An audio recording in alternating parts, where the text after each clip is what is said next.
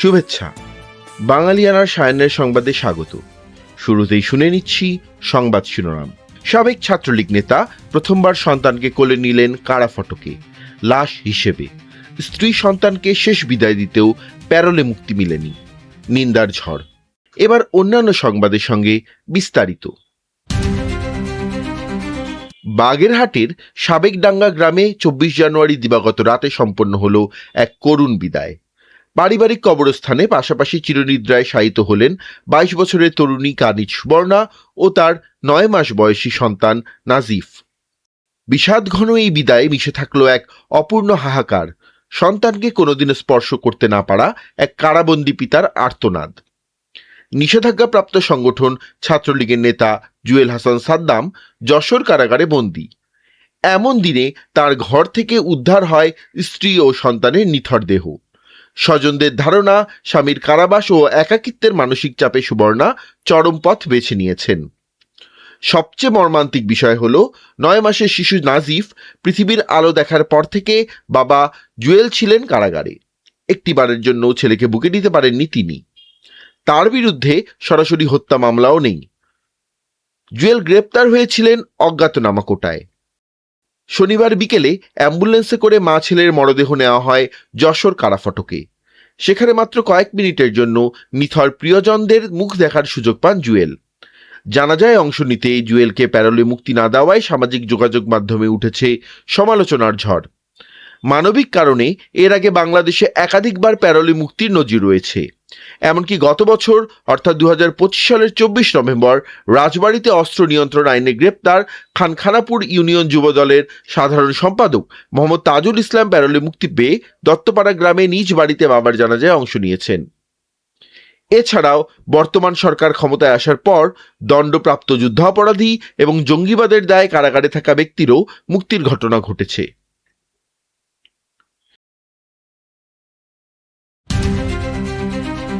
যুক্তরাষ্ট্রের মিনিয়াপলিসে federal immigration এজেন্টদের গুলিতে অ্যালেক্স প্রেটি নামে এক মার্কিন নাগরিক নিহত হয়েছেন। ভিডিও ফুটেজ ও অনুসন্ধানী সংস্থা বেলিংক্যাটের তথ্য মতে বিক্ষোভকারীদের সহায়তা করার সময় আই সদস্যরা প্রেটিকে মাটিতে ফেলে মারধর করেন এবং তার বৈধ অস্ত্রটি কেড়ে নেওয়ার পরও তাকে কয়েকবার গুলি করা হয়। গভর্নর টিম ওয়ালস এই ঘটনাকে বর্বরতা হিসেবে বর্ণনা করে তদন্তের নির্দেশ দিয়েছেন। সম্প্রতি রেনি নিকোল গুডসহ একাধিক নাগরিক হত্যার ঘটনায় আইসের বিরুদ্ধে যুক্তরাষ্ট্র জুড়ে তীব্র বিক্ষোভ ছড়িয়ে পড়েছে। ট্রাম্প প্রশাসন গণবিতরণ অভিযানের পক্ষে থাকলেও জরিপ পদে অধিকাংশ মার্কিন নাগরিকই এই প্রাণঘাতী বল প্রয়োগের বিরোধী। ওয়াশিংটন পোস্টে জামায়াতে ইসলামীর সঙ্গে যুক্তরাষ্ট্রের গোপন যোগাযোগ সংক্রান্ত খবর প্রকাশিত হয়েছে।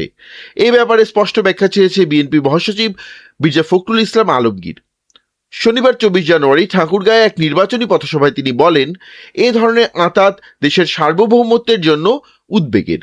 বিএনপি দিল্লি বা রাওয়ালপিন্ডি নয়, বরং বাংলাদেশি জাতীয়তাবাদে বিশ্বাসী। বক্তব্যে তিনি 1971-এর গণহত্যা বিরোধীদের ভোট না দেওয়ার আহ্বান জানান। প্রধান উপদেষ্টা ডক্টর মোহাম্মদ ইউনূসের সভাপতিত্বে 25 জানুয়ারি রোববার অন্তর্বর্তী সরকারের গুরুত্বপূর্ণ একনেক সভা অনুষ্ঠিত হয়েছে। সভায় রূপপুর পারমাণবিক বিদ্যুৎ কেন্দ্র সহ 26টি উন্নয়ন প্রকল্প অনুমোদনের জন্য পেশ করা হয়। আলোচিত রূপপুর প্রকল্পে নতুন করে প্রায় 25,592 কোটি টাকা ব্যয় বৃদ্ধির প্রস্তাব করা হয়েছে। মূল ডিপিপিতে ব্যয় 1.13 লক্ষ কোটি টাকা থাকলেও সংশোধিত প্রস্তাবে তা 1.38 লক্ষ কোটি টাকায় দাঁড়িয়েছে। আলোচ্য সূচিতে পানি সম্পদ, রেল ও কৃষি খাতের উপর বিশেষ গুরুত্ব দেওয়া হয়েছে। সভায় প্রায় 46,000 কোটি টাকার প্রকল্প অনুমোদনের সম্ভাবনা ছিল, যার মধ্যে বেশ কিছু প্রকল্পের চতুর্থবার মেয়াদ বৃদ্ধির প্রস্তাব অন্তর্ভুক্ত। চট্টগ্রাম বন্দরের সবচেয়ে লাভজনক নিউ মুনিং কন্টেইনার টার্মিনাল বিদেশি প্রতিষ্ঠান ডিপি ওয়ার্ল্ডের হাতে তুলে দেওয়ার তড়িঘড়ি প্রক্রিয়া চলছে। বর্তমানে দেশীয় অপারেটর ও নৌবাহিনীর তত্ত্বাবধানে পরিচালিত এই টার্মিনালটি বছরে প্রায় 2,600 কোটি টাকা আয় করে। সংশ্লিষ্টদের আশঙ্কা, বিদেশি অপারেটর নিয়োগ করলে রাষ্ট্র বছরে প্রায় 2,000 কোটি টাকা রাজস্ব হারাবে এবং বিপুল পরিমাণ ডলার বিদেশে চলে যাবে। বিশেষজ্ঞরা একে সরকারি পিপিপি নীতিমালা ও জাতীয় নিরাপত্তার লঙ্ঘন হিসেবে দেখছেন।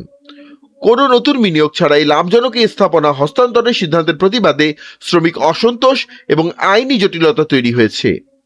উচ্চ আদালতের ইটি বিচারাধীন থাকা সত্ত্বেও চুক্তি এগিয়ে নেওয়ার প্রক্রিয়াকে বিশেষজ্ঞরা আত্মঘাতী বলে অভিহিত করেছেন।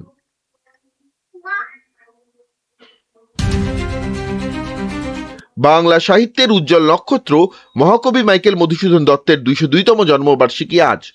1824 সালের এই দিনে যশোরের কেশবপুর উপজেলার কপোতাক্ষ নদ পাড়ে সাগরদাড়ি গ্রামে দত্ত পরিবারে তিনি জন্মগ্রহণ করেন।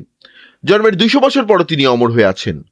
1861 সালে জানুয়ারিতে মেঘনাদবধ কাব্য প্রথম প্রকাশিত হয়। ফেব্রুয়ারিতে প্রখ্যাত সাহিত্যিক কালীপ্রসন্ন সিংহের বাসভবনে অমৃতাক্ষর ছন্দে মহাকাব্য রচনার জন্য বিদ্যাত সোহিনী সভার পক্ষ থেকে সংবর্ধনা ও মহাকবি হিসেবে স্বীকৃতি লাভ করেন। পরবর্তীতে তিনি ইংল্যান্ডে গিয়ে ব্যারিস্টারিতে ভর্তি হন। 1866 সালের অগাস্টে চতুর্দশপদী কবিতাবলী পুস্তক আকারে কলকাতা থেকে বের হয়। নভেম্বরে ব্যারিস্টারি পরীক্ষায় উত্তীর্ণ হন। 1867 সালে কলকাতা চলে আসেন। 1873 সালের 29 জুন তিনি মারা যান।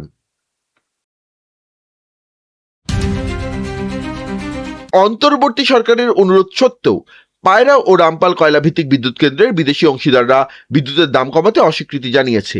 ভারতের এনটিপিসি এবং চীনের সিএমসি কোম্পানি জানিয়েছে ঋণদাতা ব্যাংকগুলো সুদের হার না কমানোয় মূল্য কমানো সম্ভব নয়। বর্তমানে পিডিবি রামপাল থেকে প্রতি ইউনিট 13.65 টাকা এবং পায়রা থেকে 12 টাকায় বিদ্যুৎ কিনছে, যেখানে মাতারবাড়ি কেন্দ্রের দাম মাত্র 8.45 টাকা। বেশি দামে বিদ্যুৎ কেনার ফলে পিডিবির লোকসানের বোঝা বাড়ছে।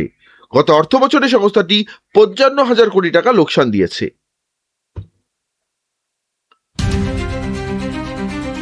চীনের সঙ্গে কোনো বাণিজ্য চুক্তিতে জড়ালে কানাডার সব পণ্যের উপর 100% শুল্ক আরোপের হুমকি দিয়েছেন মার্কিন প্রেসিডেন্ট ডোনাল্ড ট্রাম্প।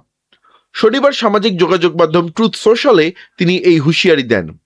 চীনের সঙ্গে বাণিজ্য চুক্তির জেরে ক্ষুব্ধ ট্রাম্প কানাডাকে 51তম রাজ্য ও প্রধানমন্ত্রীকে গভর্নর বলে উপহাস করেছেন।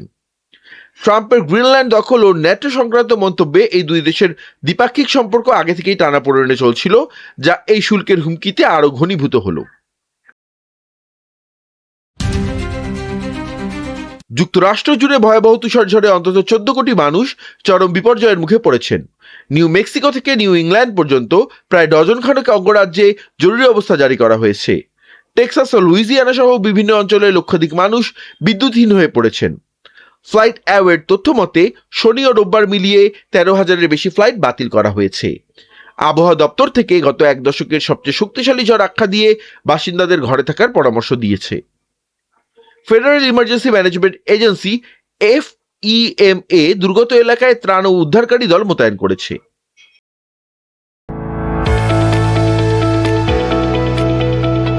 এবার শুনে নিচ্ছি বাঙালিয়ানা বাণিজ্য সংবাদ। ইরানকে ঘিরে ভূ রাজনৈতিক উত্তেজনা এবং কাজাখস্তানে উৎপাদন ব্যাহত হওয়ায় বিশ্ববাজারে জ্বালানি তেলের দাম বেড়েছে। শুক্রবার আন্তর্জাতিক বাজারে আদর্শ ব্রেন্ট ক্রুড 2.8% বেড়ে ব্যারেল প্রতি $65.88 এবং মার্কিন WTI 2.9% বেড়ে $61.07 দাঁড়িয়েছে, যা এক সপ্তাহের মধ্যে সর্বোচ্চ।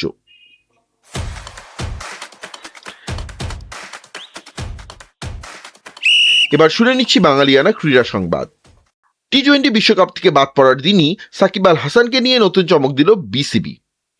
8 ঘন্টা দীর্ঘ সভা শেষে বোর্ড জানিয়েছে ফিটনেস ও প্রাপ্যতা সাপেক্ষে সাকিবকে আবারও জাতীয় দলে বিবেচনার সিদ্ধান্ত নেওয়া হয়েছে। ছাত্র জনতার অভ্যুত্থানের পর থেকে একের পর এক মামলায় সাকিব দেশে ফিরতে পারছিলেন না। দেশে ফিরলে সাকিবকে গ্রেপ্তার করা হবে কিনা এমন প্রশ্নের জবাবে বিসিবি জানিয়েছে সাকিবের রাজনৈতিক পরিচয় ও মামলা এগুলো সরকারের বিষয়। বোর্ড কেবল খেলোয়াড় সাকিবকে দলে চায়। বাঙালিয়ানা সায়ান্নের সংবাদ শেষ হলো। ধন্যবাদ।